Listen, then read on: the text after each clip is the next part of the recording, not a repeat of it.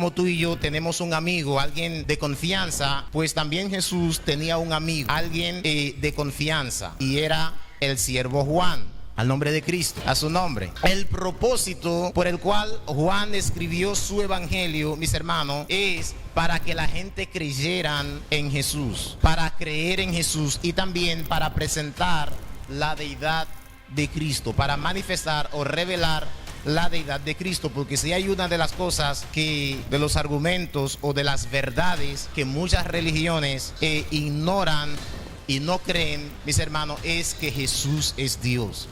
Hay algunos que dicen que Jesús simplemente es el Hijo de Dios, pero no Dios. Pero Juan, desde su intervención, podemos observar, mis hermanos, que él presenta a Jesús no como un simple hijo de Dios, sino como Dios eterno y encarnado. Fíjense en el versículo 1. En el principio era el verbo, del capítulo 1. En el principio era el verbo, y el verbo era con Dios, y el verbo era Dios. Ven cómo Juan presenta a Jesús como Dios, y como no solamente como hijo de Dios, sino como Dios y como Dios eterno.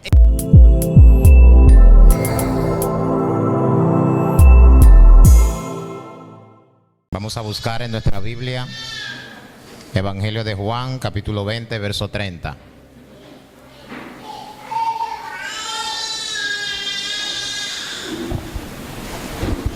Evangelio de Juan, capítulo 20, versículo 30.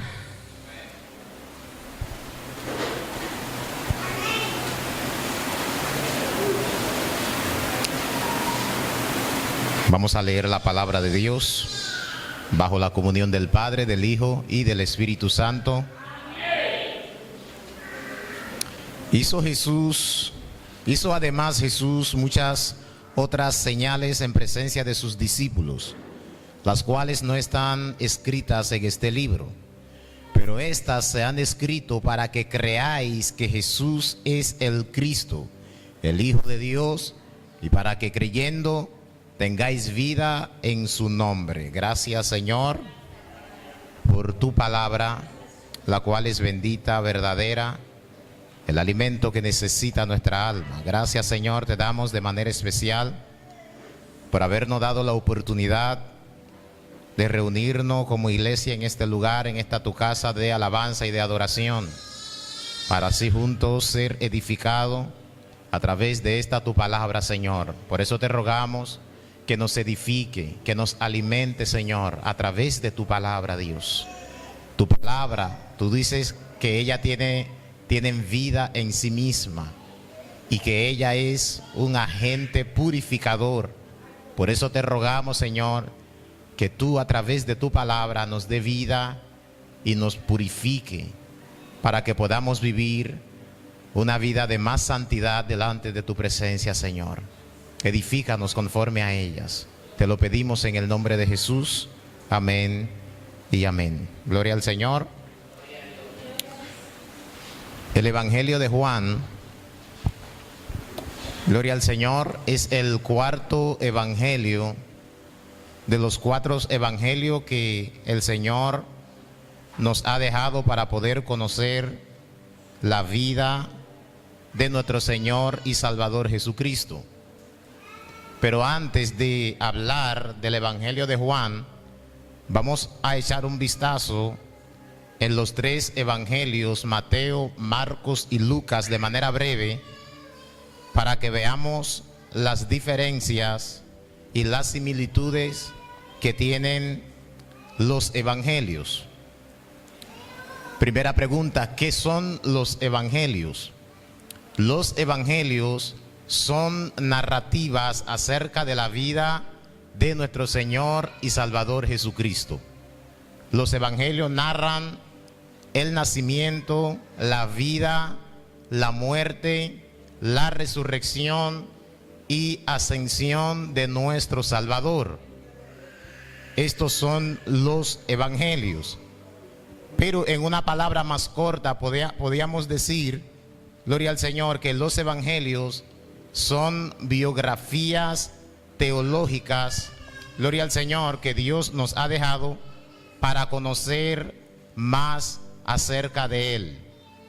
Cuando hablamos de biografías teológicas, estamos haciendo referencia a la historia del mismo Dios que nos ha dejado en su palabra, pero no solamente en los 4 evangelios, sino también en toda la Biblia. Pero de manera particular estaremos estudiando acerca de la vida del Dios hecho carne, gloria al Señor, o hecho hombre, en el Evangelio según San Juan.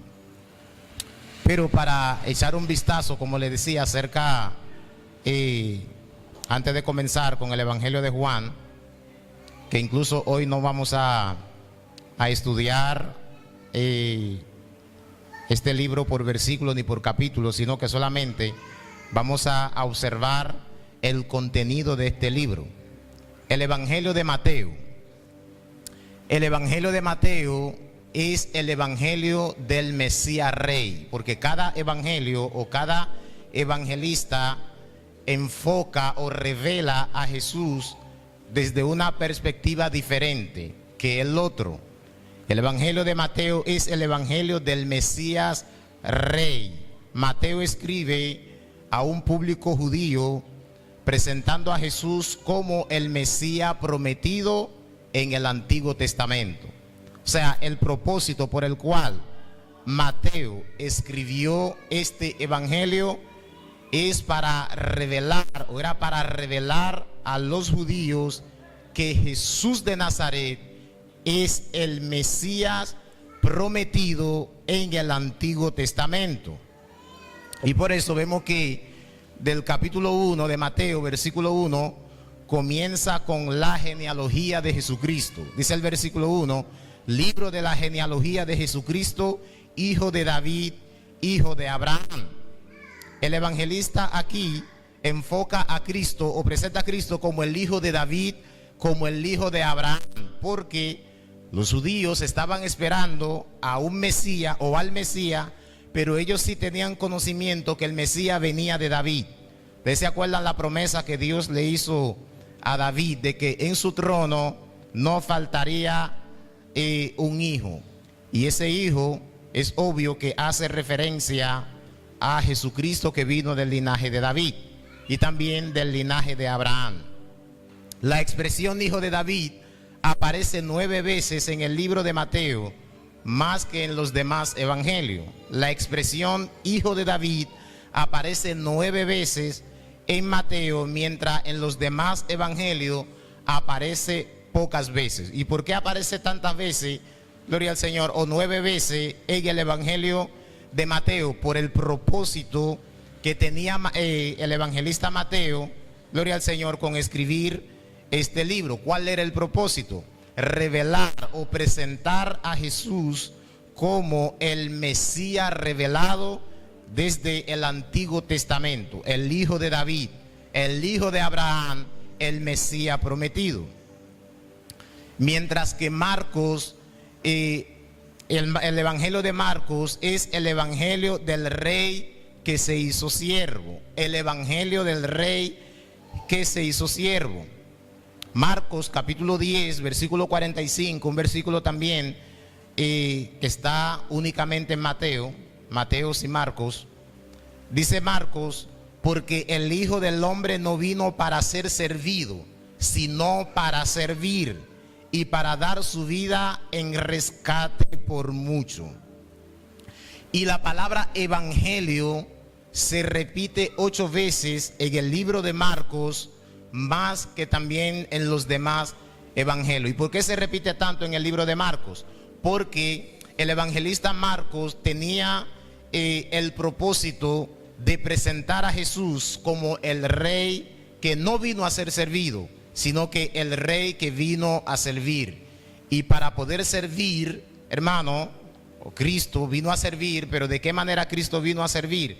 Cristo vino a traer el evangelio, y por eso la palabra evangelio se menciona más en el libro de Marcos, en el evangelio de Marcos, que en los demás evangelios. El evangelio de Marcos es el evangelio más corto a nivel de capítulo, pero aún siendo el evangelio más corto, en él se registran 18 milagros que hizo Cristo. Y me pregunto, ¿por qué, siendo el evangelio más corto a nivel de capítulo, vemos que él registra 18 milagros? El único que le pasa en milagro es el evangelista Lucas, que revela más milagros, y obviamente el evangelio, según San Lucas, tiene más capítulos que el de Marco. Pero que vemos, hermano, que Marcos se detiene, gloria al Señor, a presentar muchos milagros en su evangelio para así mostrar de manera más clara la vida de servicio que vino a hacer Jesús aquí en este mundo. El evangelio de Lucas es conocido como el evangelio del Salvador. Lucas se enfocó en un público gentil. Quería demostrar a los gentiles que Jesucristo era y es el Salvador. Lucas emplea 5 veces la expresión salvar o encontrar lo que se había perdido. Solo Mateo, hermano, escuchen esto bien, solo Mateo lo hace pero una sola vez, mientras Lucas menciona la palabra salvar o encontrar lo que se había perdido. ¿Por qué? Porque Lucas tenía en mente presentar a Jesús en su evangelio como el Salvador, alguien que vino a salvar a personas que habían sido condenadas, perdidas en el pecado. Gloria al Señor. Por eso en su evangelio se encuentra 5 veces esta palabra, que él vino a encontrar, a salvar, a buscar lo que se había perdido.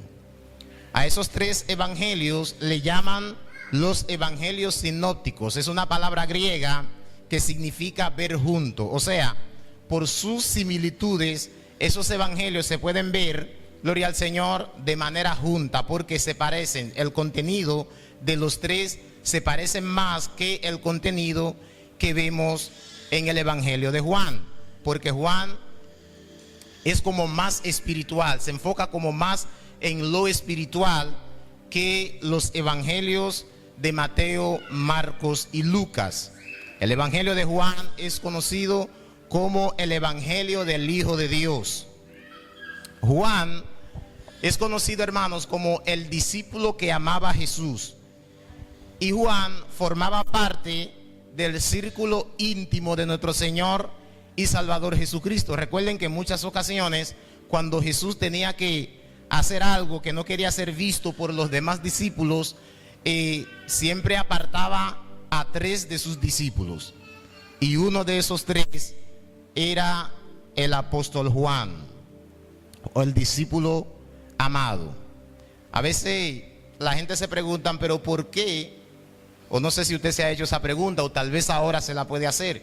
¿Por qué a Juan la Biblia le llama el discípulo que amaba a Jesús, al que amaba a Jesús? ¿Por qué? ¿Acaso Jesús no amaba a los demás discípulos? ¿No amaba a Pedro, a Jacobo, a Santiago y los demás? Claro que sí, el Señor amaba a todos sus discípulos, y no solamente amaba a todos sus discípulos, sino que también ama a su iglesia, ama a su pueblo. Pero, hermano, ustedes saben que la Biblia no presenta obviamente la razón por la cual dice que Juan era el discípulo amado de Jesús. Pero ustedes saben que todo ser humano tiene una persona con quien más comparte, una persona que le llama su amigo. De seguro tú tienes a alguien que tú tienes más confianza, alguien que no es de la familia, que tú le tienes más confianza que las demás personas. Todos los que estamos aquí tenemos a una persona que le llamamos mi amigo. ¿O no lo tienen? Gloria a Dios. Entonces sucede, hermano, que parece ser que con Juan, Jesús como que tenía un nivel de confianza, una relación íntima que no tenía con los demás discípulos. Recuerden que Jesús, que es la segunda persona de la Trinidad, Dios hecho carne, y Jesús era un hombre común y corriente, un hombre normal. Lo único que Cristo no tenía pecado, ni tampoco tiene pecado. O sea, esto de que él tenía un discípulo a quien amaba, eso refleja, mis hermanos, la naturaleza humana de nuestro Señor y Salvador Jesucristo, porque él, claro, se parece a nosotros en todo el sentido. Lo único, hermanos, que él nunca pecó. Así como tú y yo tenemos un amigo, alguien de confianza, pues también Jesús tenía un amigo, alguien de confianza, y era el siervo Juan, al nombre de Cristo, a su nombre.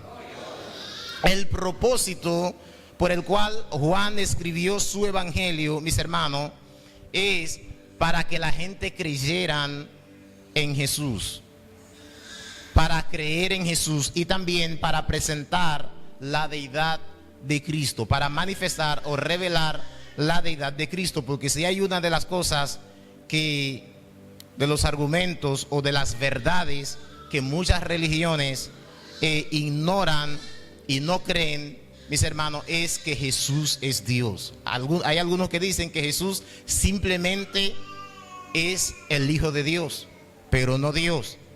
Pero Juan, desde su intervención, podemos observar, mis hermanos, que él presenta a Jesús no como un simple Hijo de Dios, sino como Dios eterno y encarnado. Fíjense en el versículo 1.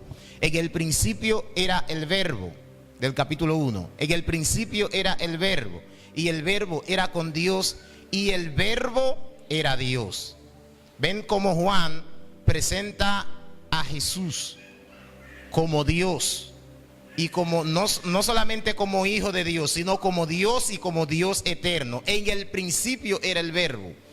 Esa expresión, en el principio, hace referencia, mis hermanos, a un principio más allá, a un principio sin fin, un principio más allá de la creación. Y dice, en el principio era el verbo, y el verbo era con Dios. O sea, aquí podemos ver que Juan está diciendo que el verbo era con Dios. Eso significa que es una persona diferente. Por eso la Trinidad, hermanos, o sea, Dios se manifiesta en tres personas: Dios Padre, Dios Hijo y Dios Espíritu Santo, dando a entender que son tres personas totalmente diferentes que forman un solo Dios. Por eso Juan separa el verbo del Dios Padre, donde dice, y el verbo era con Dios. O sea, Dios el Padre es una persona, y el verbo, que es el Hijo, la segunda persona de la Trinidad, también es otra persona. Y dice, y el verbo era el mismo Dios. ¿Qué significa eso, hermano? Que nuestro Señor y Salvador Jesucristo es Dios, Dios encarnado, manifestado a los hombres, gloria al Señor, el cual también está sentado a la diestra del Padre. ¿Cuánto creen que Él es Dios? Y tenemos más ejemplos de que Cristo era Dios. En el mismo libro, por ejemplo, el capítulo 14, el versículo 8 dice, Felipe le dijo, Señor, muéstranos el Padre y nos basta. ¿Y qué le contestó Jesús en el versículo 9? Jesús le dijo, tanto tiempo hace que estoy con vosotros y no me has conocido, Felipe. El que me ha visto a mí, ha visto al Padre. ¿Cómo pues dices, muéstranos el Padre? O sea, Jesús está diciendo, el que me ha visto a mí, ha visto al Padre. Gloria al Señor. Y en el versículo 6 del mismo capítulo, Jesús dijo, yo soy el camino, la verdad y la vida. Nadie viene al Padre sino por mí. Hermanos, si observamos la literatura de este versículo, debería de decir, yo soy el camino, la verdad y la vida. Nadie va al Padre sino por mí. Pero no dice nadie va al Padre, sino nadie viene al Padre. O sea, el Padre y Jesús, gloria al Señor, uno son. Y por eso Él le dijo, hace tanto tiempo que estoy con vosotros, tú no me has visto o no me conoces. Porque, hermanos, la palabra de Dios nos enseña que Jesús es la misma imagen de Dios, según el libro de Hebreos, la imagen de su sustancia. Porque Cristo vino a revelar al Padre a los hombres. Por medio de Jesús nosotros conocemos a Dios, porque lo que haría Dios, eso hizo Jesús, iglesia. Lo que Dios haría, eso hizo Jesús. ¿Qué hizo Jesús? Jesús amó a la gente. Jesús se entregó a sí mismo por la gente. Jesús tuvo compasión, misericordia por la gente. Jesús vino a manifestar el amor. Eso mismo, hermanos, haría Dios e hizo Dios. Y esto, mientras lo estudiaba, esto me golpeó fuertemente, mis hermanos, porque la palabra del Señor nos enseña, mientras Jesús oraba en el capítulo 17 de este mismo libro, Jesús le dijo una palabra al Padre y le dijo que ellos sean uno como tú y yo somos uno, y que Él habitaría en nosotros. ¿Y qué significa eso, mis hermanos? Que debemos de manifestar a Jesús aquí en la tierra en nuestra personalidad. Así como Él se ocupó en mostrarle al mundo el Padre a través de su persona, a través de su conducta, a través de todo lo que hizo, nosotros también tenemos el encargo, tenemos el llamado, la responsabilidad de manifestar al mundo a nuestro Señor y Salvador Jesucristo. Y yo te pregunto, ¿tú estás manifestando al mundo a Cristo, manifestando a Cristo al mundo? Esa es la palabra. ¿Tú estás manifestando Cristo al mundo o tú estás manifestando tu personalidad? ¿Tú estás manifestando tu viejo hombre? ¿Tú estás manifestando esa vieja manera de vivir de la cual Cristo vino y nos libertó? ¿A quién estamos reflejando? ¿Al viejo hombre o a Cristo? Y eso me chocó, hermano, mientras preparaba este estudio. Cristo vino a revelar al Padre. Debemos de revelar al Hijo, al mundo. En el Evangelio de Juan se encuentran las 7 frases yo soy. Las 7 palabras yo soy. Que esas palabras hacen referencia al yo soy que Dios le dijo a Moisés en el Antiguo Testamento, en el libro de Éxodo. El yo soy, dígale a Israel que yo soy te ha enviado. Vemos que los 7 yo soy son: yo soy el pan de vida, yo soy el buen pastor, yo soy la luz del mundo, yo soy la resurrección y la vida, yo soy el camino, la verdad y la vida, yo soy la vid verdadera. Antes que Abraham fuese, yo soy. Hermano, Jesucristo se presenta aquí en este libro, en este Evangelio de Juan, como el gran yo soy. Eso significa que Él es Dios. Y todas esas frases, hermanos, todas esas palabras, Juan la está usando para presentar a Cristo no solamente como el Hijo de Dios, sino como Dios encarnado, porque Él es Dios encarnado. Pero también encontramos versículos o expresiones o palabra como luz y tiniebla. Contrastes de palabra en el Evangelio de Juan: luz y tiniebla, carne y espíritu, vida y muerte, libertad y esclavitud, tierra y cielo. Y esas palabras, mis hermanos, nos ponen entre la espada y la pared, o nos ponen a elegir entre lo bueno y lo malo, nos ponen a elegir entre la izquierda o la derecha. ¿Qué es lo que tú quieres? ¿Tú quieres luz o tú quieres tinieblas? ¿Quieres carne o quieres espíritu? ¿Quieres vida o quieres muerte? ¿Quieres libertad o quieres esclavitud? ¿Quieres tierra o quieres cielo? Si usted quiere luz, si quieres espíritu, si quieres vida, si quieres libertad, si quieres cielo, usted debe de saber lo que implica recibir estas cosas.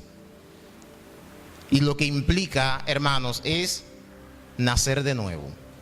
Nacer de nuevo. Nadie puede recibir luz sin el nuevo nacimiento. Nadie puede ser espiritual sin el nuevo nacimiento. Nadie puede tener vida sin el nuevo nacimiento. Nadie puede tener libertad sin el nuevo nacimiento. Nadie puede ir al cielo sin el nuevo nacimiento, que incluso presenta el expositor en el capítulo 3 del libro La vida espiritual, el nuevo nacimiento. Hermano, no puede haber vida sin un nuevo nacimiento. ¿Hemos nacido de nuevo? Te pregunto, ¿tú has nacido de nuevo? Te pregunto, ¿tú eres una nueva criatura? ¿Tú estás seguro que puedes decir que eres una nueva criatura? Si no lo eres, vas a recibir lo opuesto a lo que acabamos de mencionar. Incluso no solamente que lo vas a recibir, el que no ha nacido de nuevo está en tiniebla. El que no ha nacido de nuevo anda en su carne.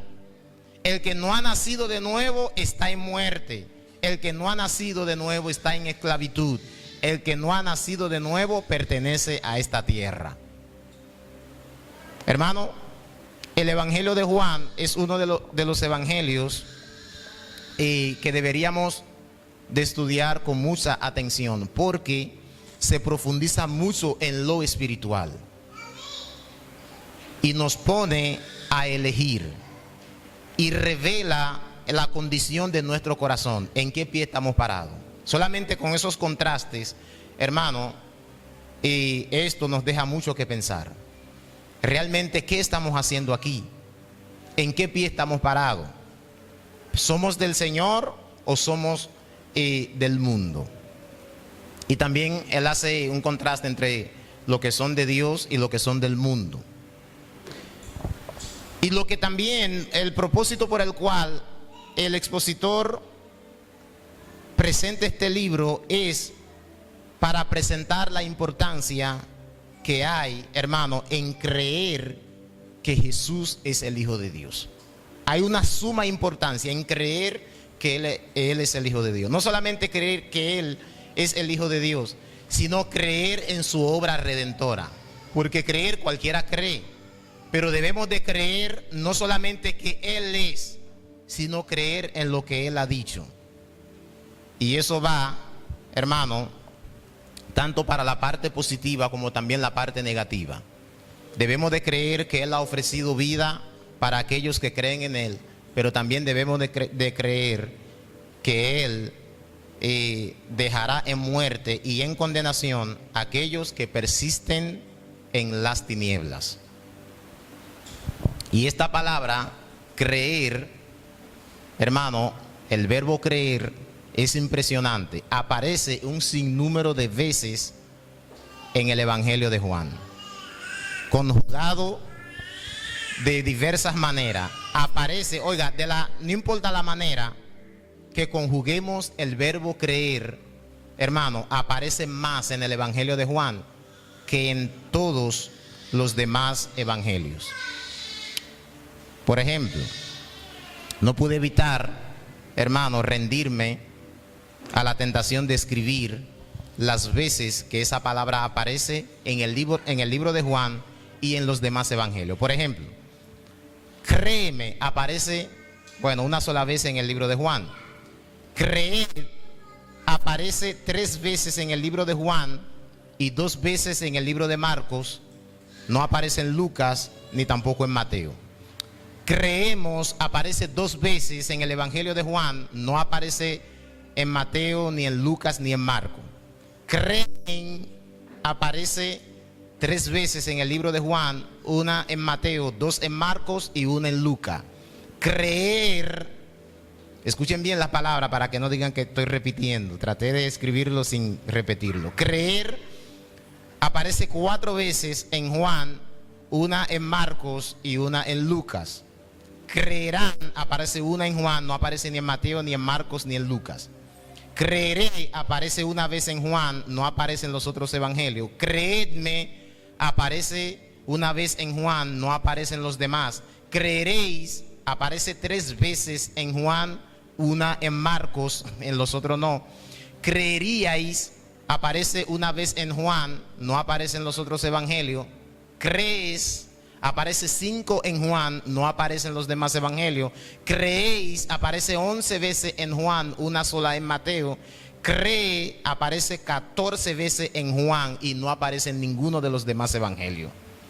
Hermano, cuando yo vi esto, cuando yo comencé a buscar esa palabra y su conjugación en esos evangelios, que vi que aparece tantas veces en Juan y pocas veces en los demás evangelios, hermano, el propósito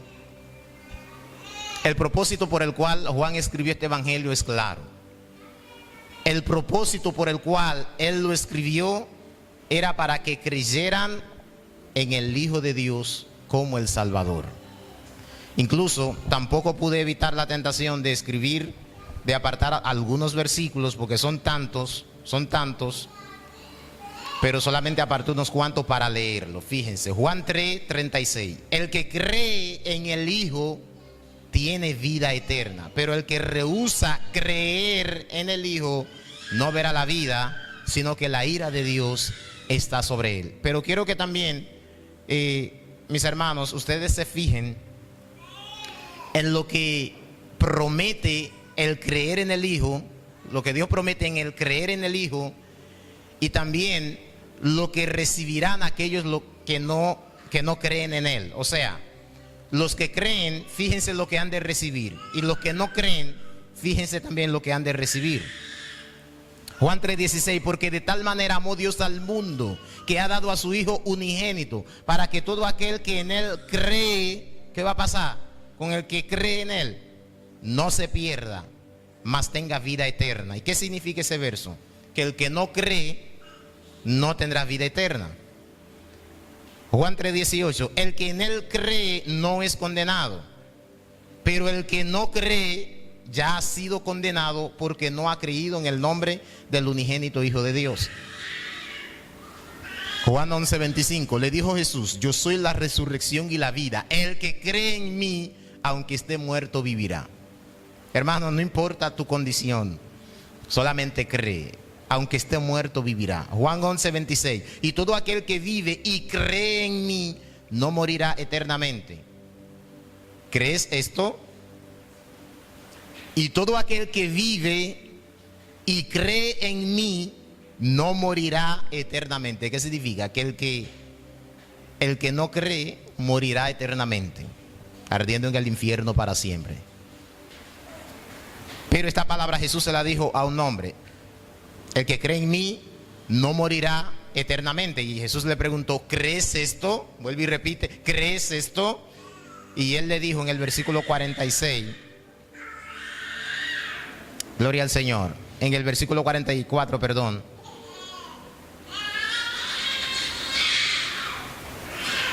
Todo aquel que vive, y cree en mí, no morirá eternamente.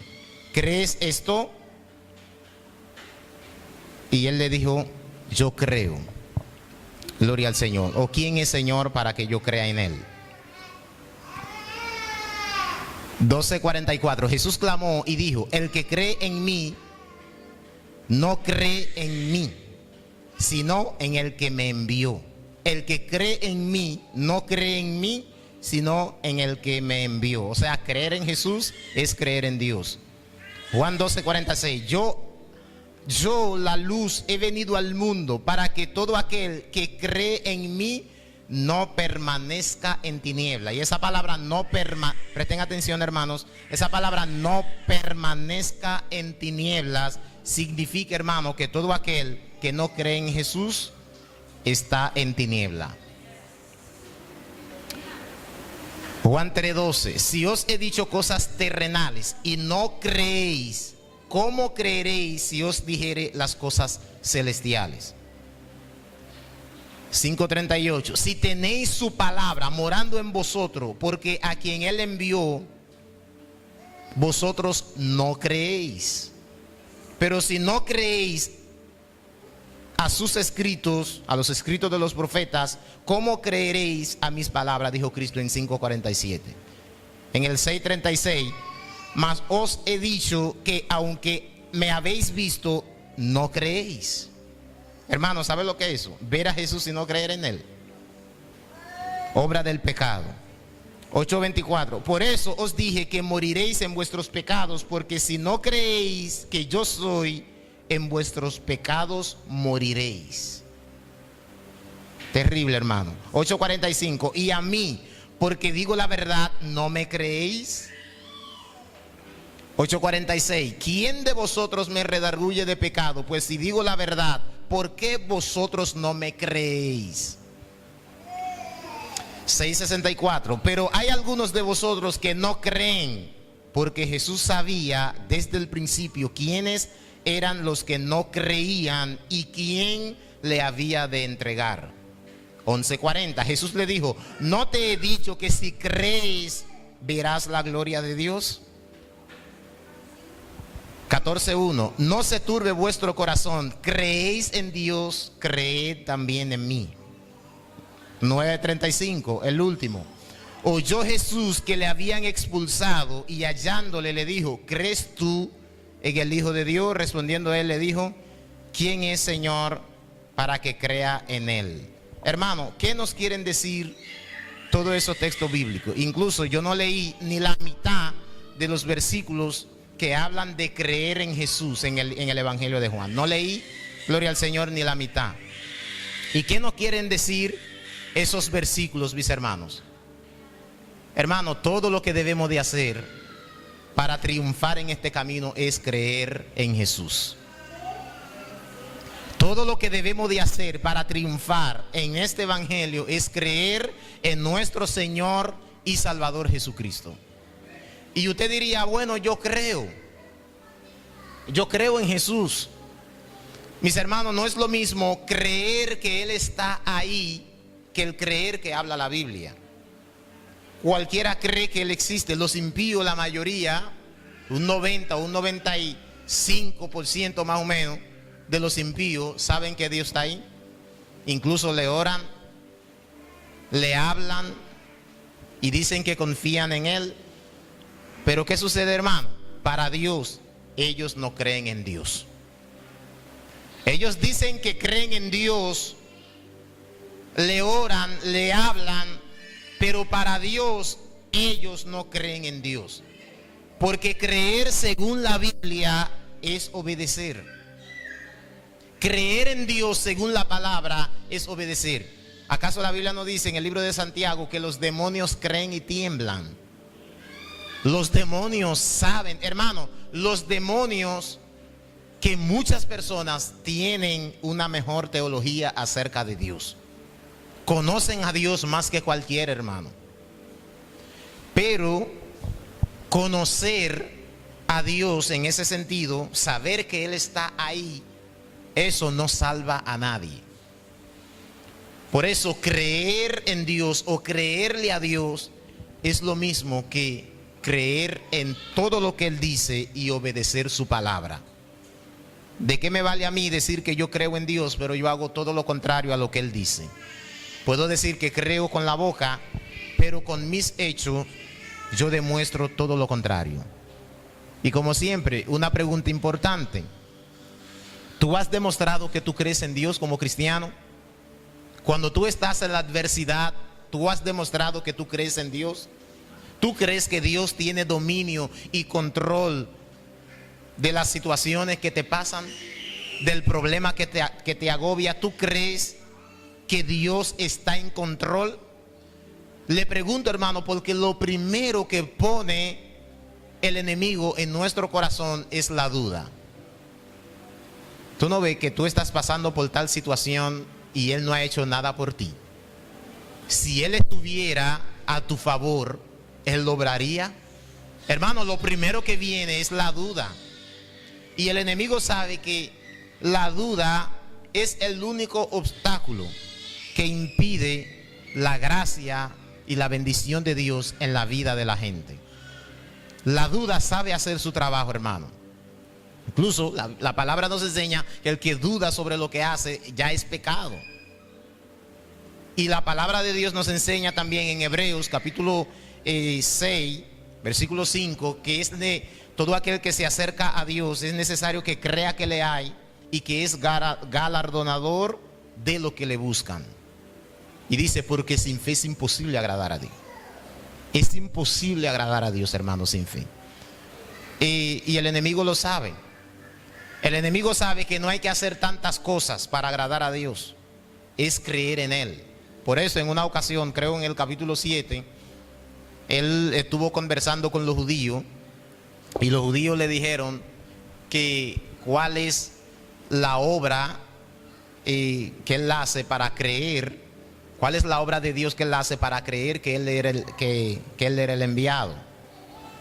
Y Jesús le dijo, ellos le preguntaron que cuál era la obra que Jesús quería que ellos hicieran para creer que Él era el enviado o para creer en Dios.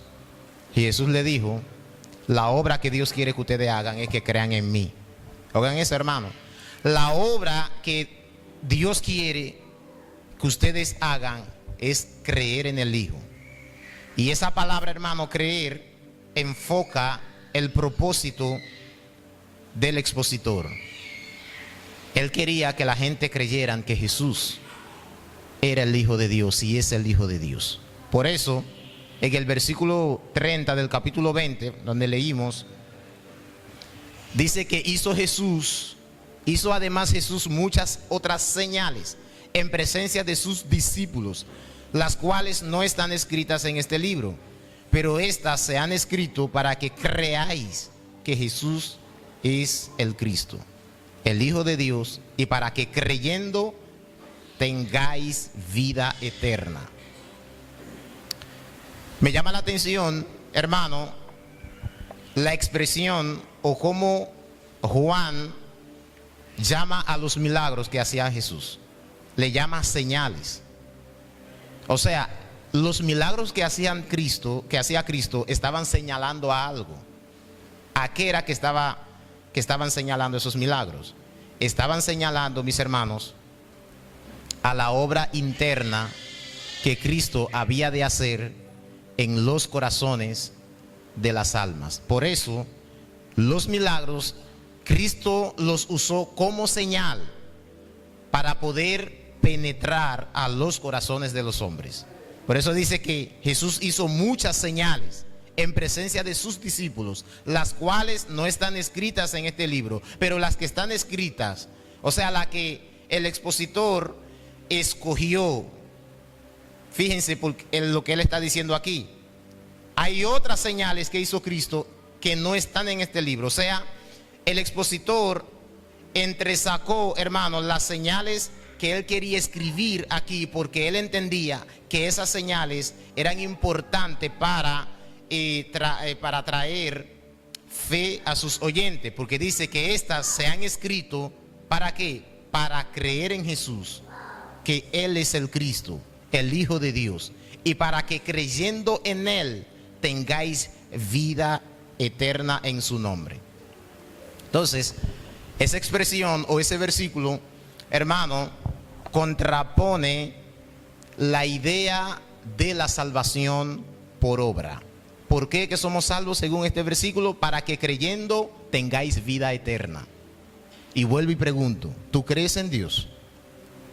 Hermano, si tú y yo creemos en Dios, eso no es algo que se queda en las nubes, no es una palabra que se queda en el aire. Esa palabra se tiene que manifestar. ¿Dónde se manifiesta esa palabra de que yo creo en Dios? En el diario vivir, en el día a día. Cuando tienes situaciones muy difíciles, ¿tú crees que Dios está ahí? ¿Que Él está obrando de una manera especial? ¿O tú crees que Él se ha ido? ¿Saben qué, hermano? Creer que Dios no está con nosotros como cristianos, eso es hacerle mentiroso a Él. Porque Él mismo dijo, yo no los voy a dejar solo. Yo voy a venir y voy a hacer morada en ustedes a través de mi espíritu. El Señor está con nosotros, hermano.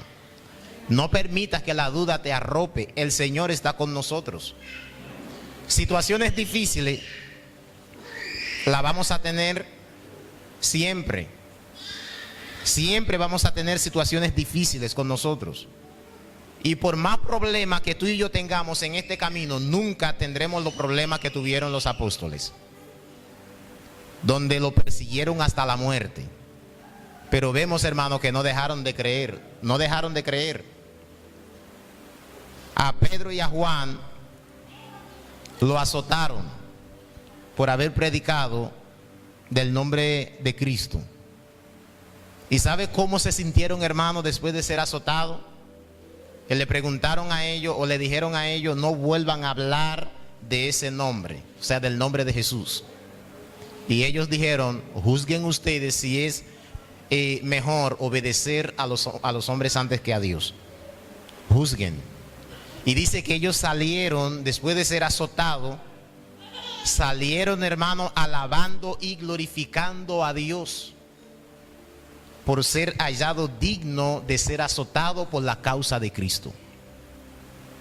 Hermano, cuando somos azotados de diversa manera, lo que Dios quiere que nosotros hagamos en ese momento es alabar su nombre, darle gloria. Y de esa manera tú vas a manifestar que tú crees en Él.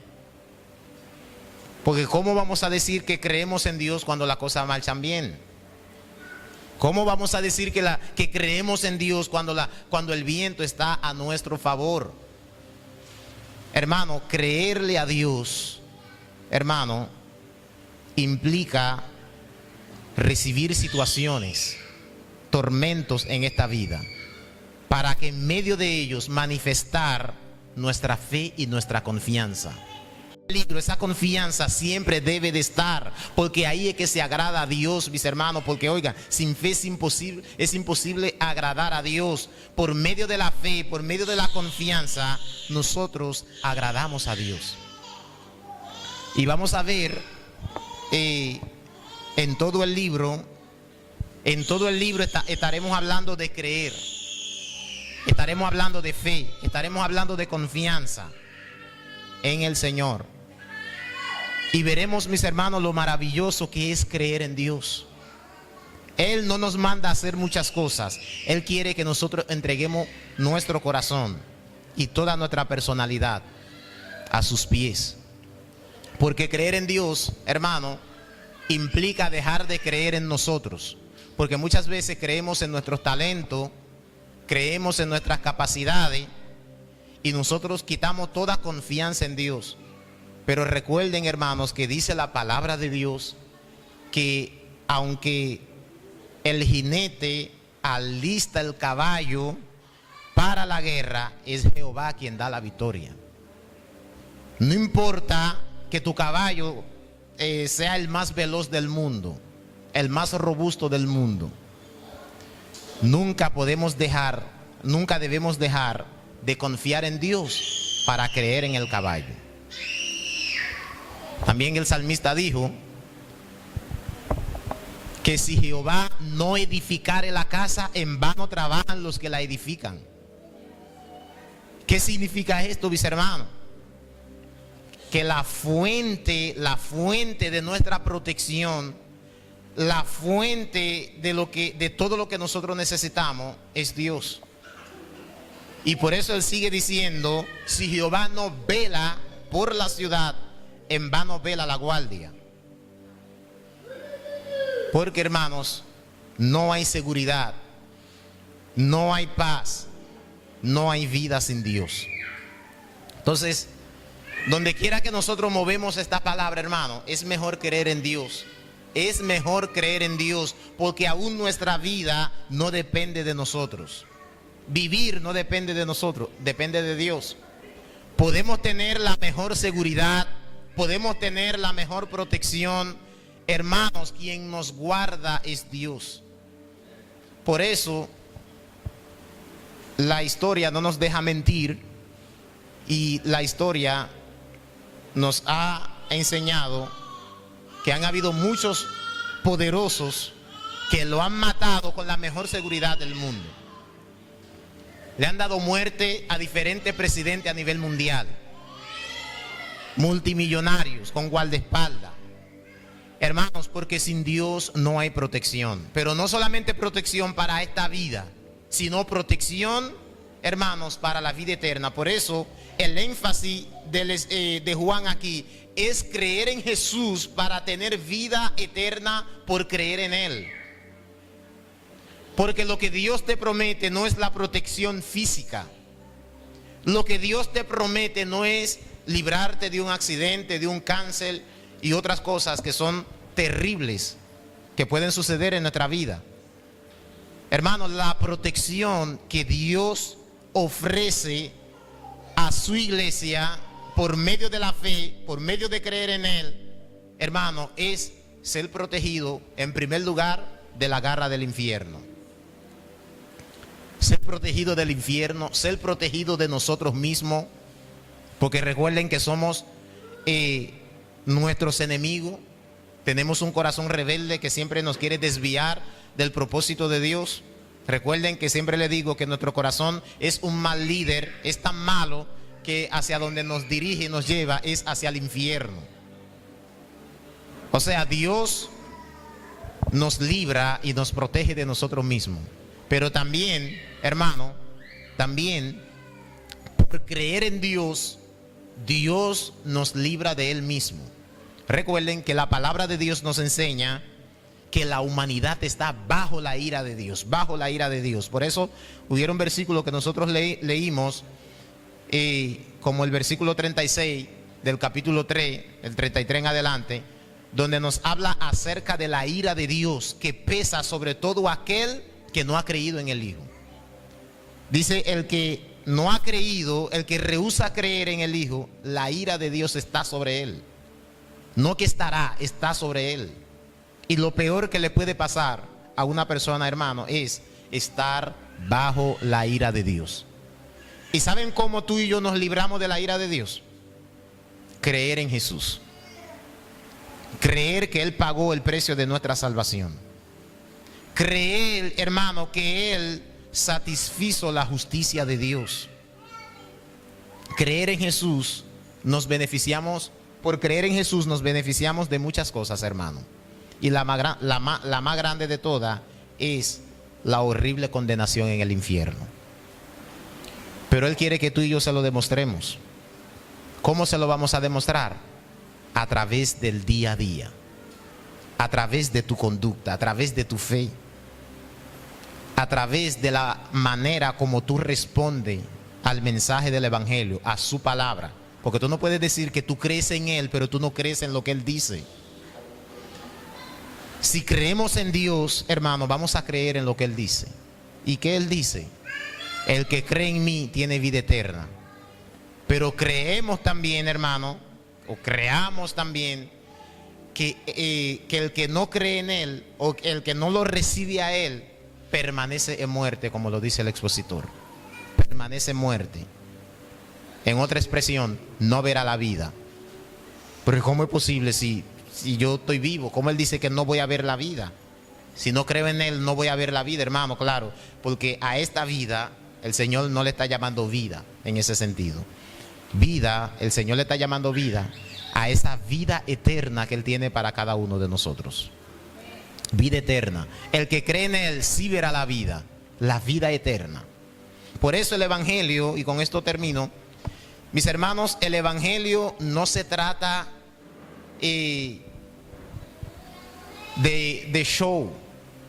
No se trata yo hago para convencer a Dios. No se trata de una vida, hermanos, de fiesta en fiesta. No se trata de qué debo de hacer para poder llamar más la atención de Dios, para ser diferente a los demás. Hermano, lo que llama la atención de Dios aquí es tu fe, tu nivel de fe. ¿Y tú crees en Dios? ¿Tú crees que en la condición que tú te encuentres espiritualmente hablando, lo que Él dice para aquellos que se encuentren en condición de muerte, tú crees que Él ha dicho que no le irán bien? ¿Tú crees en esa palabra? Saben que, mis hermanos, la sequedad espiritual de muchas personas que dicen ser cristianas, la sequedad espiritual, hermano, es la evidencia, la manifestación, la realidad, hermanos, de una vida sin fe en Dios. Porque si creemos en Dios, hermanos, vamos a creer en lo que Él dice en cuanto a la vida y vamos a creer en lo que Él dice en cuanto a la muerte. ¿Y saben lo que vamos a hacer, hermano? Vamos a creer que lo que Él dice se va a cumplir y no vamos a querer, hermano, que lo negativo se cumpla en nuestra vida. No vamos a querer que eso se cumpla. Hermano, hay gente que si creyeran en Dios, se sometieran a Dios porque saben o sabrían que lo que Dios dice lo cumple. Él no miente, es imposible para Dios mentir. Lo que Él dice acerca de la vida es real. Lo que Él dice acerca de la muerte es real. Lo que Él dice acerca del cielo es real, pero también lo que Él dice acerca del infierno es real. Lo que Él dice acerca de sí mismo es real, y lo que Él dice acerca de Satanás es real. Si le creyéramos a Dios, o algunas personas, si le creyeran a Dios, su vida espiritual fuera totalmente diferente, hermano, totalmente diferente. Y por eso vamos a navegar en este libro, gloria al Señor, para que entendamos la importancia de creer en el Hijo de Dios, la segunda persona de la Trinidad, Dios hecho carne, que vino y pagó el precio de tu salvación. Vivió la vida que Dios demandaba de ti, que es una vida perfecta sin pecar, que tú y yo no podíamos ni podemos vivir. Él vino y la vivió por nosotros. A través de este evangelio conoceremos más a Jesús, porque mientras más lo conocemos, más podemos creer en Él. Porque mientras más información tenemos de Él, más conocimiento tendremos de Él y más creeremos en Él. ¿Cuántos dicen amén? Y nuestra fe va a crecer, hermano. Nuestra fe va a aumentar. Gloria al Señor. Y si tú sientes que tu fe es muy pequeña, si tú sientes que la incredulidad te está venciendo, yo te invito a hacer lo que hizo este hombre cuando el Señor le preguntó que si creía. Él le dijo al Señor, yo creo, pero después como que lo pensó, dijo, ayuda a mi incredulidad. Pídele al Señor que te ayude, porque hay que ser sincero, hermanos, con Dios. Señor, yo creo poco en ti. Yo no creo como debería de creer. Mi fe está menguando. Aumentanos la fe. Los discípulos también dijeron esto, aumentanos la fe. Hay momentos, hermano, que debemos de pedirle a Dios que nos aumente la fe, que nos aumente la fe, pero nunca menguar. Vamos a pedir aumento. Nunca menguemos, hermanos, porque la fe en el Señor, en la vida de cada creyente, crece. ¿Por qué la fe crece?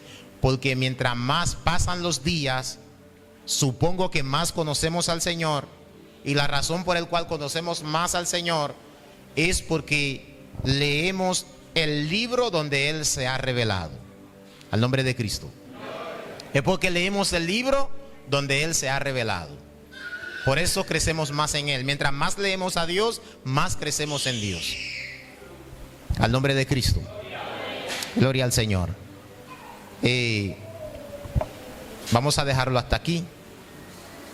Vamos a comenzar la semana próxima con el capítulo 1, verso 1.